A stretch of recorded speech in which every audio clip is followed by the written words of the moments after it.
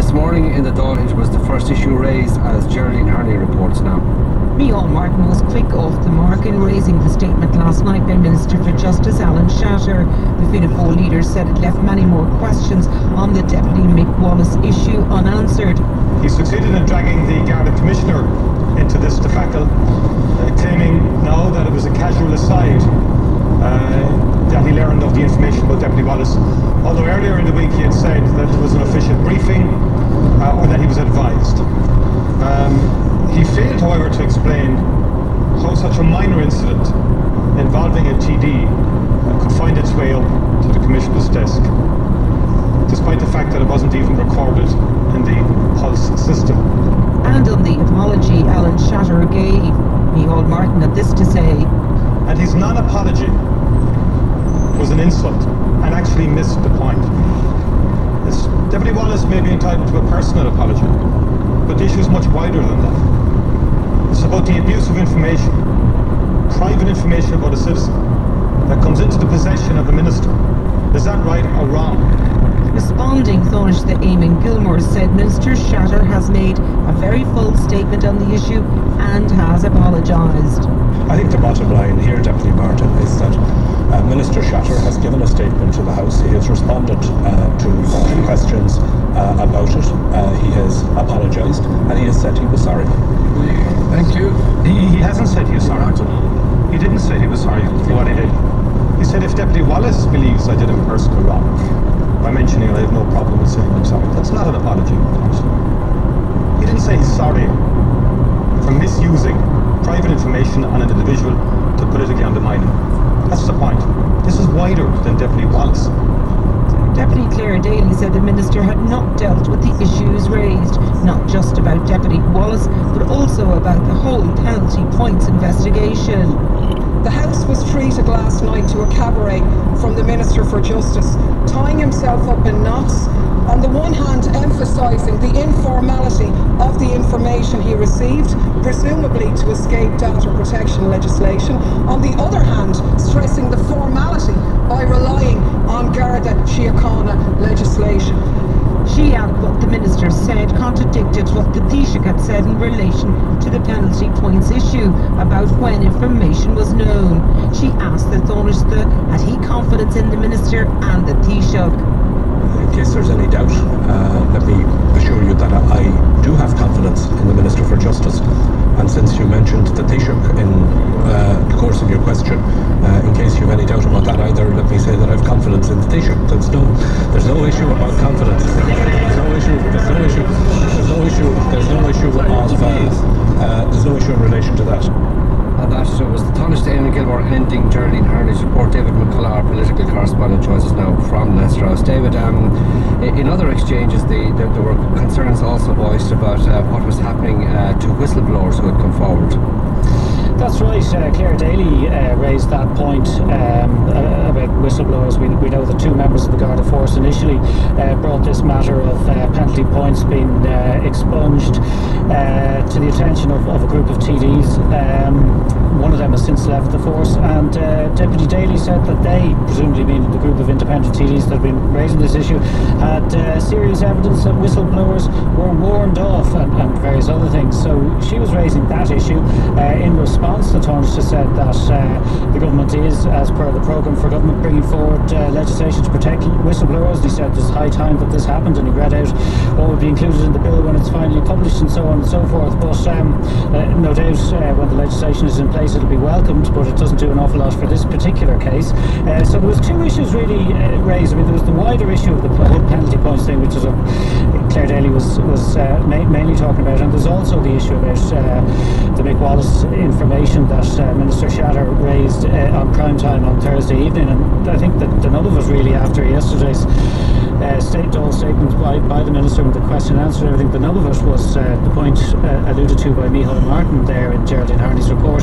How exactly did this information about this trivial event end up with the Garda Commissioner? Well, I suppose it's a tribute to Martin Callanan's capacity to have his finger on the pulse, or the non-pulse pulse, if you can pardon the puns there, of what's going on in the force. He's detailed knowledge and insight into what's happening, but has he now been hung out to dry by Alan Shatter?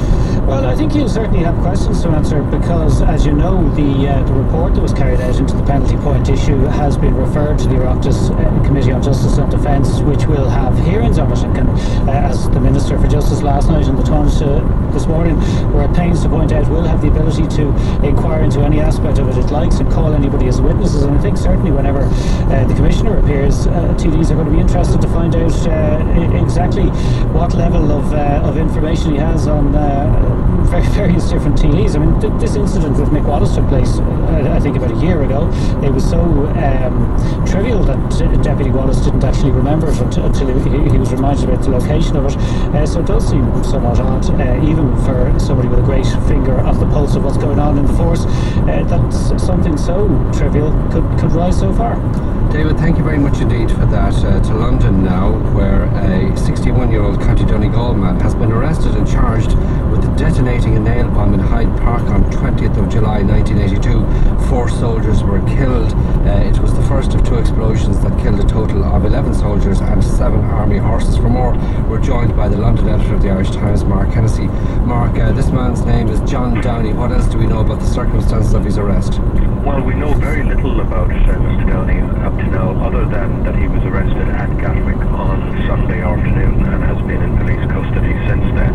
It's not yet clear as to whether he was travelling from an Irish airport, north or south, or whether he was intending to go on further. So hopefully that will become clear when he appears this afternoon in Westminster Magistrates Court. Now, it had been known that the Metropolitan Police has been reinvestigating the explosion at Hyde Park, one of 2, as you mentioned, that took place on that particular day. It hadn't been expected or known that an arrest and charging were so imminent, and that certainly has come as a bit of a surprise this morning. Now, previously I understand that another man was charged with and served 12 years in jail for making the Hyde Park bomb.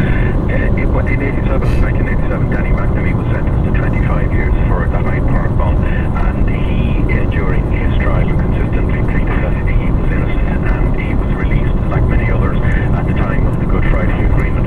But then subsequently, a judge overturned his conviction entirely, deeming the whole thing unsafe on the grounds that there had been problems with fingerprint evidence, and nobody else was ever charged in relation to the killings.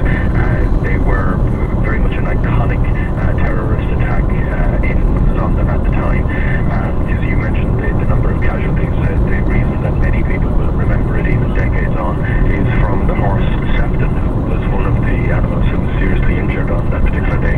He survived and afterwards became somewhat of a TV star and ended up being awarded as Horse of the Year. Mark, finally, many people would have been under the impression that events like these were effectively covered by the Good Friday Agreement and that no sanctions would follow. Now, that's not quite the case in the event of anybody being tried and found guilty. No, it's not. They can take prosecutions for offences that happened pre-96. Now, in many cases, there isn't, I think, an enthusiasm perhaps on the part of the authorities to so do, and in other cases, there's simply problems with the lack of forensic evidence and witnesses, particularly in cases going back 30 years, that simply so many of the people involved who may have witnessed what went on are no longer around to give evidence. But this certainly will, this case will be looked at very closely in Belfast and elsewhere this afternoon, and no doubt we'll be considerably better informed about the circumstances surrounding it after the hearing. Mark Hennessy of the Irish Times in London, thank you very much indeed for joining us. Only a quarter of owner-occupiers in arrears of 3 months or more have had their mortgages restructured by lenders. That's according to the Central Bank in its macro financial review. The bank said that progress on longer-term arrears has been relatively limited. David Murphy, our business editor, has been through all of this. David, is there anything new? I mean, we knew that there was sluggish progress at best on this matter of mortgage arrears. Well, I think what this tells us today is it kind of clarifies why the problem has been so bad and dragging on for so long. And the answer is that the banks haven't been putting in place permanent fixes. They've only been putting in place some sort of temporary solutions which expire after a period of time. So in a nutshell, what you can see here is that there have been a very small number of mortgages which have been restructured, and those that have been restructured, only a small number of them have been restructured in a permanent fashion. So that's a big problem. The overall picture basically is there's 26 billion euro of mortgages, either residential or owner-occupier, which are in arrears.